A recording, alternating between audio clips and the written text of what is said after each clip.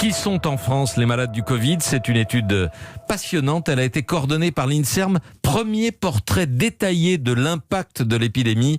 Âge, profession, origine sociale ou ethnique. Victor Delande, le Covid est une maladie inégalitaire. Oui, les facteurs sociologiques ont une importance capitale dans la contamination. Les personnes qui vivent dans une grande ville ont plus de risques d'être touchées par le SARS-CoV-2 et encore plus si vous vivez dans des logements surpeuplés. On l'a vu lors de la première vague, les habitants de Seine-Saint-Denis, département qui concentre ces critères, ont été particulièrement touchés. Une maladie inégalitaire également du point de vue migratoire, comme l'explique Nathalie Bajos, directrice de recherche à l'INSERM. C'est elle qui a coordonné cette vaste enquête auprès de 130 000 personnes. Il y a un autre facteur qui est très intéressant et qui illustre les statistiques qui ont déjà été publiées sur la mortalité liée au Covid, c'est l'origine migratoire. Et l'enquête Epicof confirme que les personnes immigrées sont plus contaminées que les personnes non immigrées, et en particulier les personnes qui sont issues de l'immigration non européenne.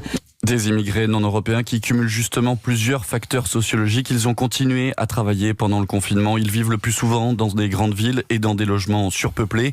Pauvres, urbains, mal logés, immigrés, voici le portrait robot du malade type du coronavirus. Et plus vous cumulez ces inégalités sociales, et plus vous aurez de risques d'être infectés. Victor Delande.